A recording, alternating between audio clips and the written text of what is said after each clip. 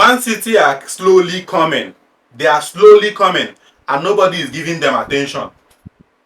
A Pep Guardiola team, a Manchester City that has won 5 Premier Leagues in the last 6 years, and nobody is giving them attention. Omo, you guys are strong, go. Manchester City will be playing against Liverpool on Sunday, and I think it's just 1 point separating both of them. They've had a little bit of struggle also earlier in the season, but they seem to have picked some form recently. Man City climbing the league a little by little. Now they are in second position with 19 points. They are just like 6 points below Arsenal, and 6 points is a healthy gap. But then in the Premier League, it can vanish in a flip of the finger. That's like that's the team you want to play with.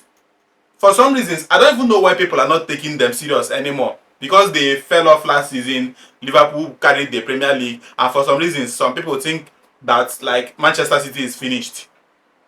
Anyway, we'll see what happens at the end of the season, sha. That's if Arsenal mess up. But it's them against Liverpool on Sunday. Liverpool, they've had their fair share of bad form like recently. They've lost games, a lot of games recently. They're just trying to pick themselves. They just won their last 2 games. They won against Aston Villa last week, and then a good midweek Champions League win over Real Madrid too. I think that game against Real Madrid is the boost they need to kickstart their season again. They've had a very rough spell in their last games, and they just need that massive win to get going.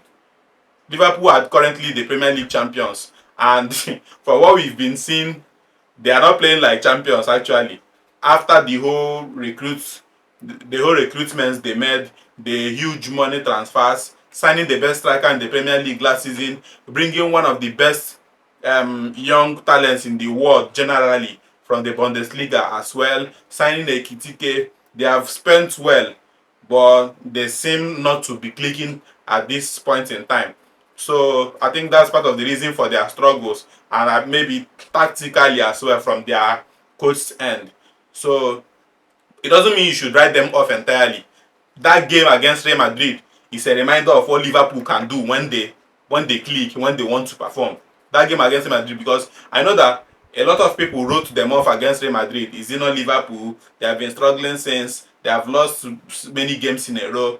They are going to be battered by Real Madrid. Mbappe is in form. And what happened at the end of the day? They defeated Real Madrid. That game is something like, and they also have their ways around Manchester City too. But these two teams, nobody should remove eye from them. The league is still fresh. 10 games into a 38-game season, and some people are already writing Manchester City and Liverpool off. Don't be surprised that this season can go down to the wire. Nobody knows what can happen along the line. Teams can drop form, but I think the important thing is how they pick up themselves and still proceed with the games in front.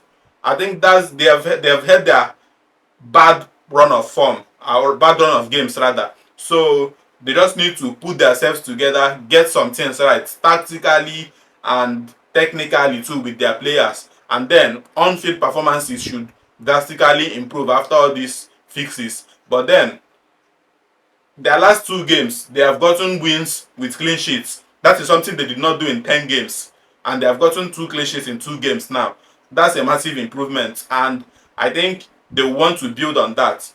So with their game against Manchester City, it's going to be difficult, no doubt.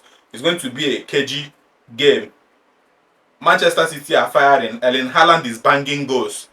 Liverpool, they have goal-shy attackers now, but if they win that game, they will definitely find ways to win. Maybe Ekitike will pop up with 1 goal, the game will finish.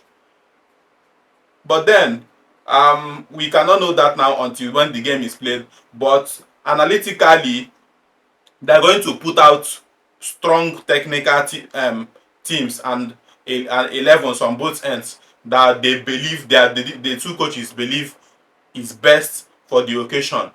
From Manchester City's end, They have had to reshuffle their back line a lot this season as a result of injuries to key players and stuff like that.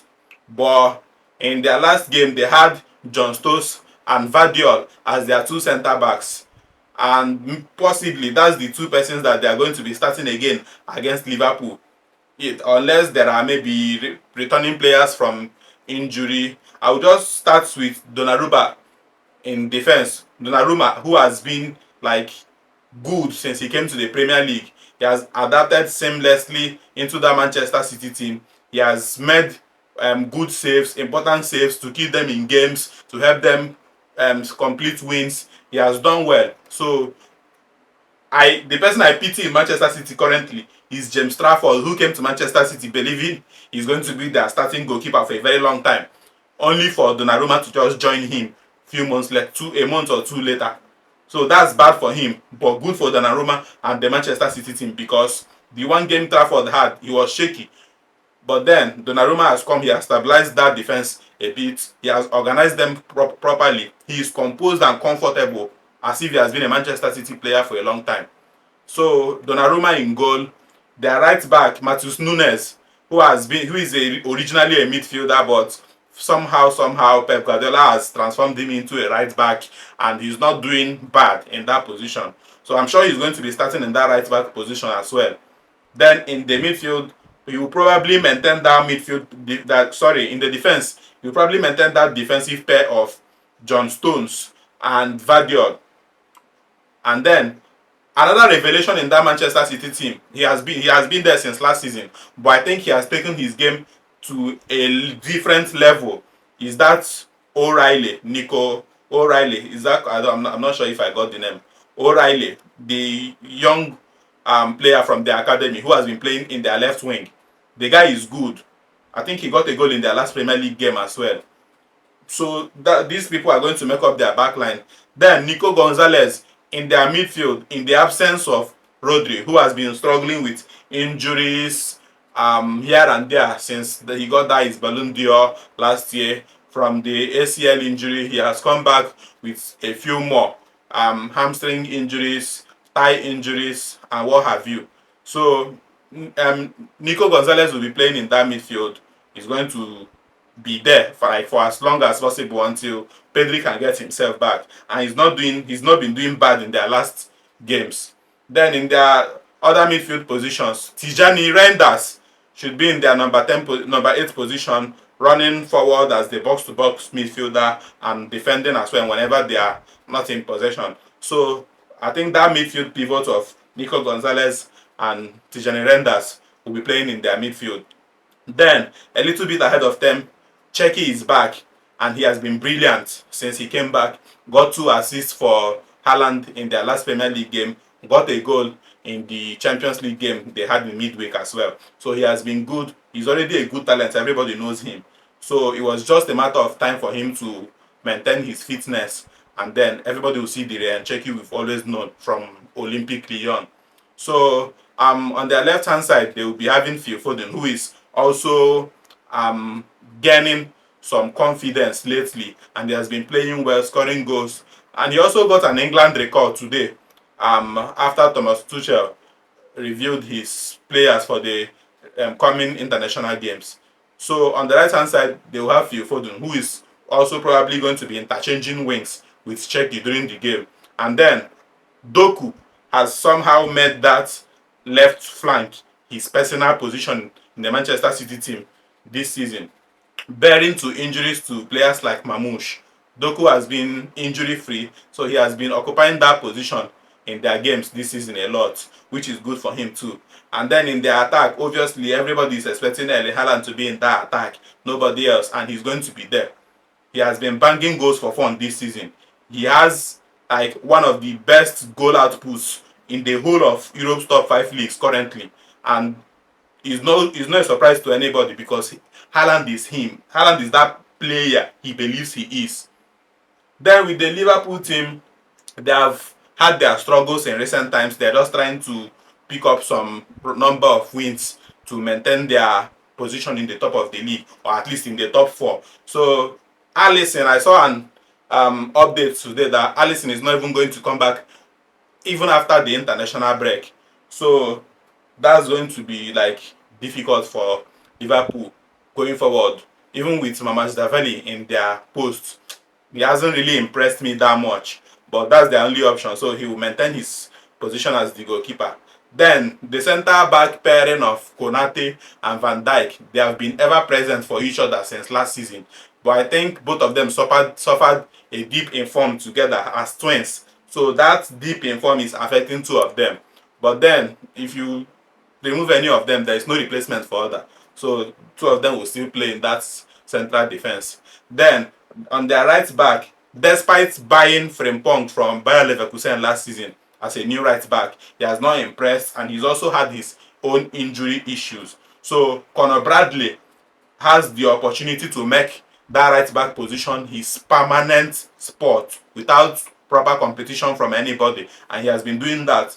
He had a good game against Real Madrid in midweek where he totally pocketed Vinicius Junior. Vinicius did not see himself in that game. So Bradley has that right back position all to himself for now, unless Frimpong gets better maybe as the season progresses. Then on the left hand side too, they bought Kekes, who is supposed to make that left back his own, but he has not lived up to the expectation, thereby allowing Andy Robertson, to come back into that left back again. In the last two games, he has started in that position, and he has remained that ever reliable and good Robertson everybody knows. So this is their back line. Then in midfield, obviously they are going to have McAllister, the goal scorer against Real Madrid in midweek, and they are going to have Szoboszlai, who has been ever present. He has played in multiple positions this season. He has played in their number 10, he has played as a right back, he has played in the central midfield as a number 8 too. He has been good, he has had a good season. He's having a good season rather. So he's going to be part of their midfield three consisting of Szoboszlai, Alexis McAllister, and then Ryan Gravenberch. Then in their attack now, that's where they have a little bit of issue because inconsistencies, poor form is affecting everyone in that attack.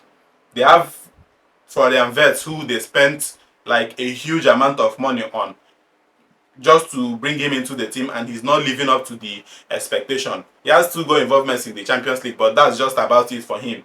He's not doing he's not doing well in the Premier League.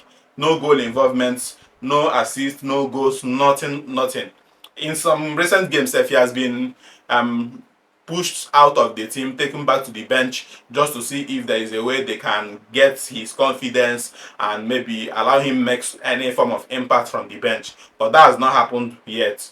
And he started their game against Real Madrid from the left-hand flank, and he's likely going to start in that position as well, probably, and hopefully he'll just get that boost that he needs. So yes, he'll be on that left flank, and then Alexander Isak too, despite having that poor run of form in front of goal, he's also struggling with injuries as well, and I think that's part of the issue with him.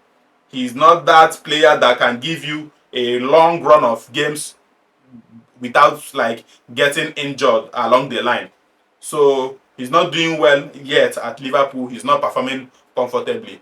But I doubt this is not the game for him. He's still injured. I don't think he's ready for the game.